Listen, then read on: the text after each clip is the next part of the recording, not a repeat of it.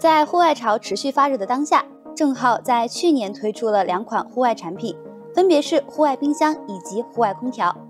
家用的冰箱、空调我们可见多了，那这户外的冰箱和空调有什么不一样的呢？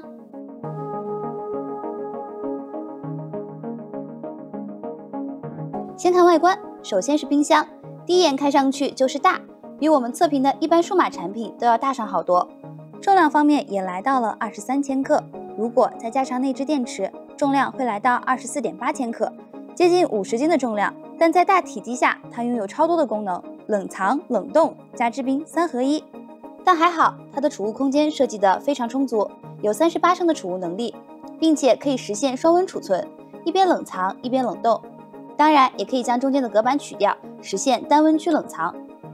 此外，这台户外冰箱还首次加入了制冰功能，机身顶部右上角的制冰槽最快能够在12分钟内制冰18颗。机身顶部右下角的实体按键搭配上屏幕，能够很直观地看到冰箱的状态。这台户外冰箱有多种的电源解决方案 ，AC 直流电、内置电池，又或者是太阳能板供电。而且内置电池是可以拆卸的，这对于充电来讲比较容易，并且还能够为一些电子设备进行供电。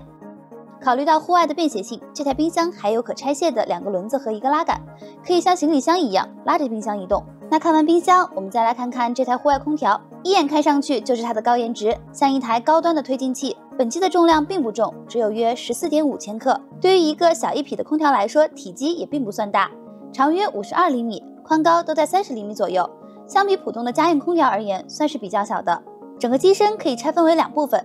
一侧是散热的进风口和出风口，另一侧是制温的出风口，2套循环在这样的一个小小机体内实现了。然后它同样是有多种电源供给的 ，AC 直流电以及机体下方的电池底座是最主要的供电方式。这块电池底座大约有 1.16 度的电池容量，能够在节能模式下实现近8小时的长续航时间。但是它的单块电池重量来到了 7.8 千克，加上空调主体总重量超过了20千克，单人搬起来还是比较吃力的。在实际使用中，正好也提供了转接罩以及通风管，可以自由的结合。这几种应用场景的示例图，各位可以参考一下。看完了这2台产品的外观，我们也将它带到了户外进行了一次实地测试。5月的重庆，偶尔的晴朗天气便能让我们短暂的体验到盛夏的酷暑。在户外支起了帐篷，将空调的散热出风口和散热口都连接上通风管，然后将它放置在帐篷内。最开始帐篷内的温度为37摄氏度，于是我们把空调设置为制冷模式，并将温度定为16摄氏度后，持续半小时后再来看看帐篷内的温度情况。在等待的过程中，我们在旁边打开户外冰箱，拿出我们准备好的冰淇淋吃了起来。在这种酷暑的天气中，能够在户外吃上冰淇淋，不用想都是一件很爽的事。但这还不是最爽的事，最爽的应该是能够在这种环境中喝上一杯冰可乐。打开制冰机，倒入足量的水开始制冰，仅12分钟便能制出18颗子弹冰。再打开冰箱，拿出一直放在冷藏区的可乐，最后注入灵魂，这才是夏日户外最完美的解除方式。但一定要记得，在制冰完成后，需要将制冰槽内的液态水排出。